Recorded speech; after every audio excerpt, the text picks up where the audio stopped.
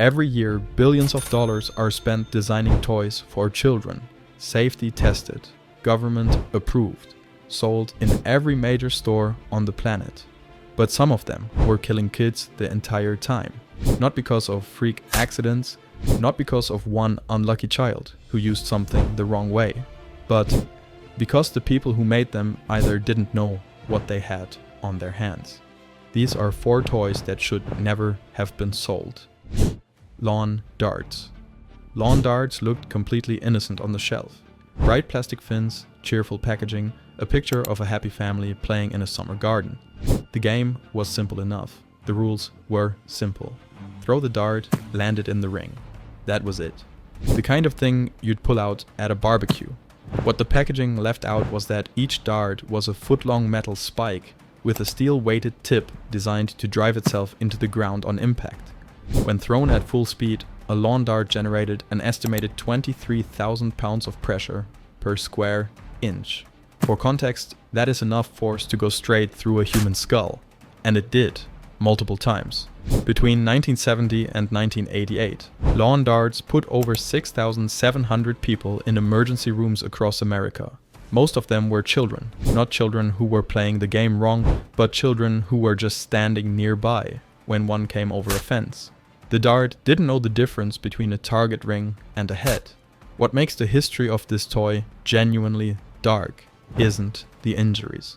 It's what happened when people tried to stop them. The Consumer Product Safety Commission attempted to have lawn darts banned in 1970. The manufacturers took them to court and won. They tried again in 1982. The manufacturers argued the product was intended for adults, that the injuries were the result of consumer misuse, and that banning it would be an overreach. The CPSC backed down both times. The darts stayed on shelves. Then, on April 7th, 1987, a 7-year-old girl named Michelle Snow was in her front yard in Riverside, California. A neighbor's child threw a lawn dart over the fence. It hit her in the head. She was taken straight to hospital, but there was nothing they could do. She died 3 days later. Her father, David Snow, spent the next year doing something no parent should ever have to do. He attended hearings.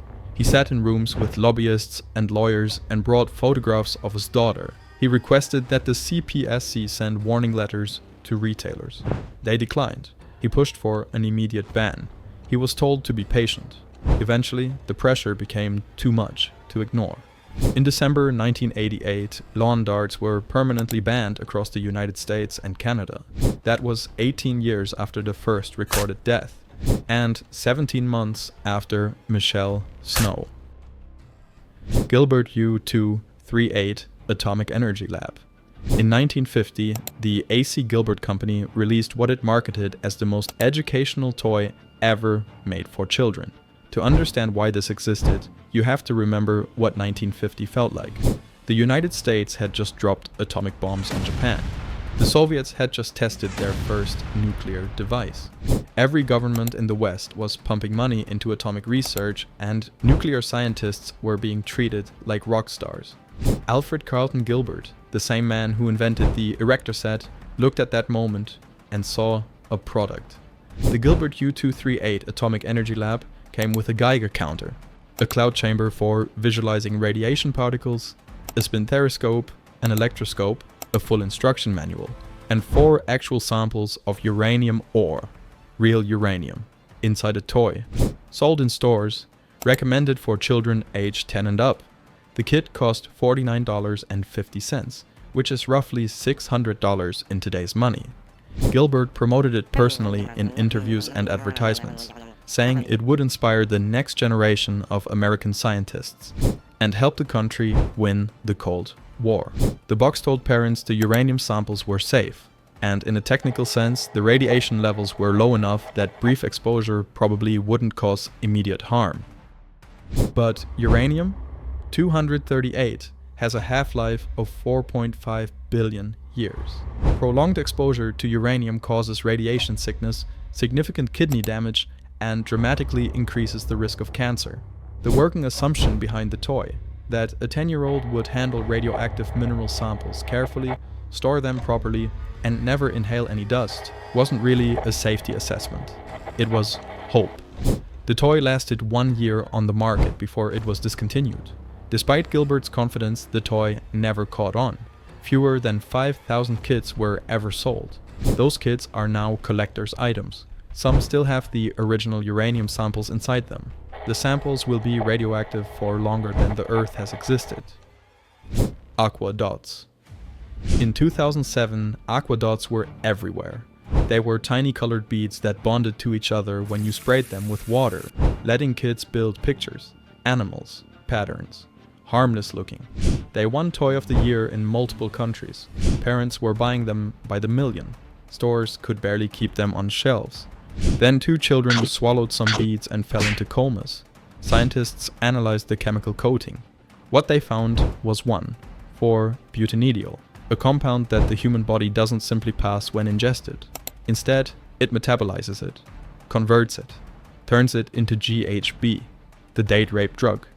Millions of children had been playing with beads that, if swallowed, became one of the most dangerous sedative substances known to medicine. The 2 children who swallowed them didn't just get sick, they went into full drug-induced comas. What had happened in the supply chain was straightforward. The manufacturer in China had substituted a cheaper chemical in place of the original non-toxic coating to reduce production costs. Nobody caught it, not the distributor. Not the companies importing and selling the product across North America, Europe, and Australia. 4.2 million sets were recalled in November 2007. The product had been on sale since January. Magnetix launched in 2003 as one of the most genuinely clever building toys of its era. Colored plastic rods with magnets embedded at each end, connecting to small steel balls to build 3-dimensional structures. Bridges, towers, geometric shapes. Children loved them. They were educational, the kind of toy parents felt good about buying. They sold millions of sets across America. The danger wasn't obvious. It required 2 mistakes happening at the same time. The plastic casing on the rods was thin, and over time it cracked, releasing the small but powerful magnets inside. On its own, swallowing a single magnet is dangerous but often survivable. The body can pass it, but swallowing more than one introduced a problem that nobody had thought through when the toy was designed. Magnets find each other through intestinal walls. 2 magnets swallowed at different times don't stay separate inside the body. They locate each other through layers of tissue, clamp together from opposite sides, and trap the intestinal wall between them. With no blood supply, that section of tissue begins to die.